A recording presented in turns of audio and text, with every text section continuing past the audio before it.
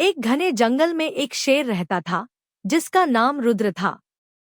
रुद्र जंगल का राजा था, लेकिन वह बाकी शेरों से अलग था।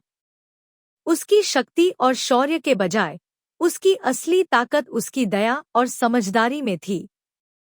वह जानता था कि एक राजा केवल शिकार करने और अपने इलाके को नियंत्रित करने से नहीं बनता, बल्कि अपने प्रजा की देखभाल और उनके बीच सामंजस्य बनाए रखने से बनता है।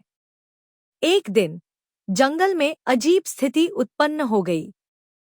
एक बाघ ने शेर की जमीन पर कब्जा करने की योजना बनाई और धीरे धीरे उसने जंगल के दूसरे जानवरों को डराना धमकाना शुरू कर दिया। बाकी शेर डर गए और छिप गए। रुद्र ने यह सुना और उसकी आंखों में एक नई आग जल उठी। वह बाघ के पास गया और उससे कहा, तुम्हें डर फैलाने का कोई अधिकार नहीं है। एक राजा वही है जो अपने क्षेत्र में शांति और संतुलन बनाए रखे। बाघ ने हंसी में कहा, तुम्हारे जैसे पुराने शेर अब इस जंगल में नहीं चलते। रुद्र ने बिना किसी हिंसा के उसे चुनौती दी।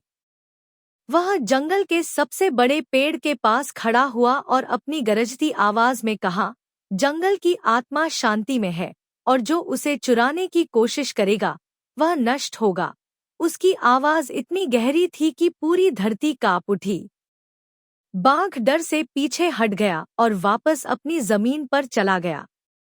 रुद्र ने यह साबित कर दिया कि असली ताकत बाहरी शक्ति में नहीं, बल्कि भीतर की समझ और सामंजस्य में होती है। जंगल फिर से शांति से रहने लगा और रुद्र ने अपने शासन को एक नई दिशा दी, जहां शक्ति का प्रयोग नहीं, बल्कि समझदारी और दया का महत्व था। वीडियो खत्म हो गई है। लाइक, शेयर और सब्सक्राइब करें।